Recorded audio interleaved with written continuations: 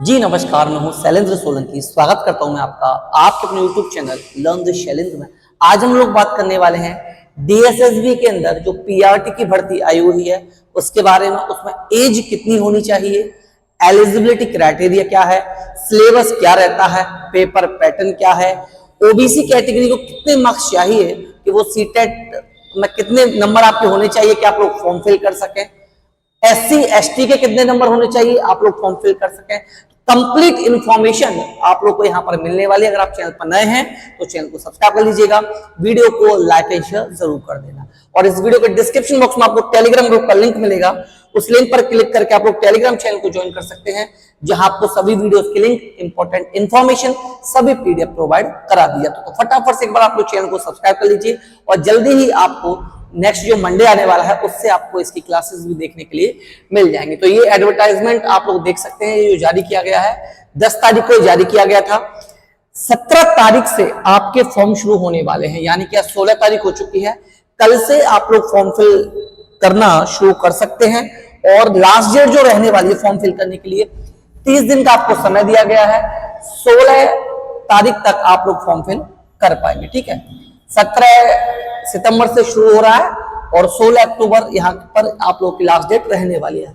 अगर मैं वैकेंसी की बात करूं तो कुल जो वैकेंसी आप लोगों की आई हुई है, ये आई हुई है 1180 पदों पर। 1180 पदों पर ये भर्ती आई हुई है, जिसमें DOE डायरेक्टरेट ऑफ एजुकेशन के अंदर बात करें हम लोग तो 1055 पद आए हुए हैं और NDMC के अंदर बात करूं तो 125 पदों पर ये भर्ती आपको देखने के लिए मिली है। तो आवेदन की तारीख मैंने आप लोगों को बता दी है, कितनी वैकेंसी आई हुई है ये हमने बात कर ली है। अब थोड़ा सा इसके बारे में और चीजों पर भी हम बात कर लेते हैं। अब बात करेंगे सबसे पहले एज की, कि इसमें एज क्या रहने वाली है। तो एज की अगर मैं बात करूं तो एज जो रहेगी आप लोगों की यहाँ पर एज रहने वाली है यहाँ पर 30 ईयर्स।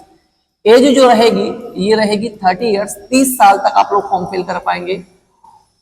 ये रहेगी UR और EWS के। बाकी का एज रिलैक्सेशन OBC को मिलेगा 3 साल का, SC ST को यहाँ पर 5 साल का एज रिलैक्सेशन भी दिया जाएगा। ये एज रिलैक्सेशन भी आप लोग के लिए यहाँ पर रहने वाला है, 3 साल का और 5 साल का। OBC की मैं बात करूं तो OBC में सिर्फ यहाँ पर दिल्ली के लोग आएंगे, जो लोग दिल्ली से बिलोंग करते हैं वो यहाँ पर काउंट होंगे। बाकी की कैटेगरी के जो OBC के लोग हैं जो दिल्ली से बाहर के हैं उनको यहाँ पर UR कैटेगरी में काउंट किया जाएगा, आप लोग OBC में नहीं आएंगे। और SC ST के कैंडिडेट सभी लोग SC ST में ही आएंगे। अब आप लोगों को पता चल गया फॉर्म कब से बनना है, लास्ट डेट क्या है फॉर्म भरने की, पद कितने हैं, एज की हमने बात कर ली। अब हम लोग बात करेंगे एलिजिबिलिटी क्राइटेरिया की। ठीक है, एलिजिबिलिटी क्या रहने वाली है इस पर भी हम लोग यहाँ पर बात कर लेते हैं। तो एलिजिबिलिटी की मैं बात करूं, सिंपल सा समझ लो, 7-8 कॉलम दे रखे हैं, उनको छोड़कर एक सीधा सा सीट समझ लो। आप BTC हैं, आप DLED हैं, आप लोग फॉर्म फिल कर पाएंगे। ठीक है, किसी भी राज्य से आपने किया है, NIOS वाले हैं, आप लोग भी यहाँ पर फॉर्म फिल कर पाएंगे। अगर आप B.Ed हैं तो B.Ed वाले आप लोग फॉर्म फिल नहीं कर पाएंगे, क्योंकि ये वैकेंसी जो रहने वाली है ये प्राइमरी के लिए रहने वाली। इसके साथ साथ आप लोगों के पास होना चाहिए CTET। आपके पास क्या होना चाहिए, CTET आप लोगों के पास होना चाहिए, पास होना कंपलसरी है। अब CTET में भी एक कंडीशन ये रहेगी, आप अगर UR कैटेगरी हैं, EWS हैं तो आपके मार्क्स होने चाहिए 90 मार्क्स पर आप लोग फॉर्म फिल कर पाएंगे। OBC जो दिल्ली के लोग हैं वो 82 नंबर पर फॉर्म फिल कर पाएंगे, लेकिन दिल्ली से बाहर के जितने भी OBC हैं ये सिर्फ दिल्ली वालों के लिए रहेगा, जो लोग दिल्ली में रहते हैं। ठीक है, दिल्ली से बाहर के जो OBC हैं वो UR कैटेगरी में काउंट किए जाएंगे। और आप लोग SC ST कैटेगरी से बिलोंग करते हैं, अगर आपके CTET में 82 नंबर हैं तो भी आप लोग फॉर्म फिल यहाँ पर कर पाएंगे। ये हो गया। अब बात कर लेते हैं हम लोग पेपर पैटर्न की। तो इसमें क्या रहता है, आप लोगों के 200 क्वेश्चंस पूछे जाते हैं। 200 क्वेश्चन जो रहते हैं 200 नंबर के यहाँ पर पूछे जाते हैं और इन 200 क्वेश्चंस को सॉल्व करने के लिए आपको 2 घंटे का समय दिया जाता है। नेगेटिव मार्किंग भी इसमें रहती है। अब ये 200 क्वेश्चन जो होते हैं आप लोगों के 2 पार्ट में डिवाइड होते हैं। ये जो 200 क्वेश्चन है आपके, ये आप लोगों के 200 क्वेश्चन जो हैं ये 2 पार्ट में डिवाइड होते हैं, part A and part B। ये हो जाएगा पार्ट A और ये हो जाएगा पार्ट B।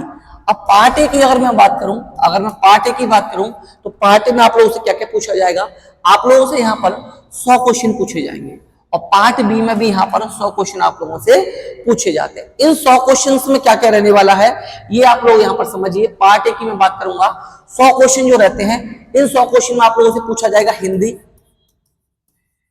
हिंदी के 20 क्वेश्चन रहेंगे, इंग्लिश 20 क्वेश्चन रहेंगे, जीएस कह लीजिए, जीए कह लीजिए, जीए कहूंगा, वैसे में जीए लिखा रहता है इसमें, जीए के 20 क्वेश्चन रहेंगे, मैथ्स के 20 क्वेश्चन रहेंगे और रीजनिंग के भी 20 क्वेश्चन आप लोगों से यहां पर पूछे जाएंगे।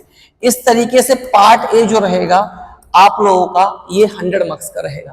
पार्ट बी की मैं बात करूं तो सीडीपी कह लीजिए आप लोग, सीडीपी के साथ पेडागोजी कह लीजिए, ठीक है, टीचिंग एप्टीट्यूड कह लीजिए, इसमें कंप्यूटर से भी कुछ क्वेश्चन आप लोगों के पूछे जाएंगे, इसमें एनईपी आप लोगों से पूछा जाएगा, इसमें आरटीएफ 2009 पूछा जाएगा, इसमें एनसीएफ आप लोगों का पूछा जाएगा। ये 100 क्वेश्चन यहां से आप लोगों के रहने वाले हैं। अब इसमें आप लोगों का पासिंग मार्क्स भी दिए गए हैं। आप लोगों को क्या करना होगा, अगर आपको मेरिट में आना है तो मिनिमम क्वालिफाइंग मार्क्स जो है, आप यूआर कैटेगरी से हैं, यूआर कैटेगरी से हैं, आप ईडब्ल्यूएस कैटेगरी से हैं, यूआर हो गया और ईडब्ल्यूएस हो गया, ठीक है। तो आपको 40% नंबर लाने पड़ेंगे जब आप पास माने जाओगे। जो ओबीसी के कैंडिडेट हैं 35% पर पास माने जाएंगे, लेकिन ये सिर्फ दिल्ली वालों के लिए है, दिल्ली में जो लोग रहते हैं, ठीक है। दिल्ली से बाहर वालों को 40% लाने हैं। एससी एसटी कैटेगरी को यहाँ पर 30% नंबर लाने हैं। इसका मतलब ये हो गया कि आप कितने नंबर लाओगे जब आप पास माने जाओगे। इससे कम नंबर पर भली सीट खाली चली जाए, आप लोगों का सिलेक्शन नहीं होगा। एज हो गया, एलिजिबिलिटी हो गई, सिलेबस हो गया, पेपर पैटर्न हो गया, ऑल स्टेट यहाँ पर एलिजिबल हैं। आप किसी भी राज्य से बिलोंग करते हैं, आप इस फॉर्म को यहाँ पर फिल कर पाएंगे। अब आपको क्या करना है, अगर आप पार्ट ए, जो पार्ट ए मैंने अभी बताया, पार्ट ए बताया मैंने, इसके अगर आप लोग नोट्स लेना चाहते हैं, इसके अगर आप लोग नोट्स लेना चाहते हैं तो सिर्फ और सिर्फ 99 रुपीज में, इसके लिए भी प्रैक्टिस बुक में आपको एक प्रोवाइड करा दूंगा। पार्ट ए के नोट्स जो रहेंगे सिर्फ 99 रुपए में आपको मिल जाएंगे। आपको कुछ नहीं करना, 9808347403 इस नंबर पर मैसेज कर देना है व्हाट्सएप पर और आप लोगों को नोट्स प्रोवाइड करा दी जाएंगे। अब यहाँ पर एक चीज और मैं आप लोगों को बता देता हूँ, कुछ लोग पूछना चाहेंगे सर आप लोग जो कैटेगरी वाइज वैकेंसी है वो कितनी है, तो कैटेगरी वाइज वैकेंसी पर भी हम लोग यहाँ पर बात कर लेते हैं। कैटेगरी वाइज वैकेंसी जो रहने वाली है, सबसे पहले आप लोग यहाँ पर देख पाएंगे ये डीओई के अंदर है। इसमें कैटेगरी वाइज वैकेंसी की मैं बात करूं तो यहाँ पर जो वैकेंसी रहने वाली है कैटेगरी वाइज, वो जो रहेंगी, ये 1 मिनट में आपको मैं बता देता हूं।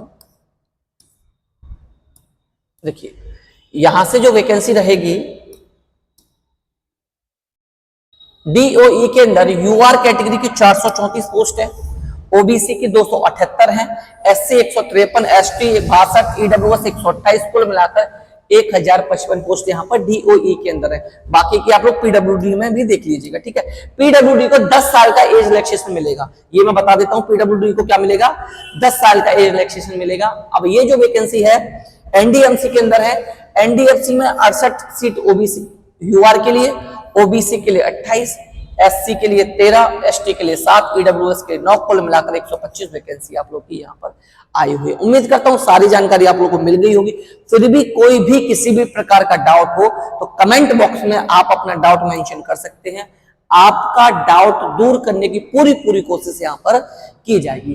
और नोट्स लेने के लिए मैं फिर बताऊंगा, सिर्फ 99 रुपीज में ही आप लोग नोट्स ले सकते हैं। इसके लिए आपको 9808347403 पर मैसेज आप लोगों को करना है। तो चलिए भाई, कोई भी जानकारी चाहिए मैसेज कर लीजिएगा और आप लोग क्या कर सकते हैं, मैसेज के साथ साथ कमेंट भी कर सकते, जल्दी आपको इसकी क्लासेस भी देखने के लिए मिल जाएंगी। चलिए मिलते हैं नेक्स्ट वीडियो में, bye bye, take care, thank you, नमस्कार, जय हिंद।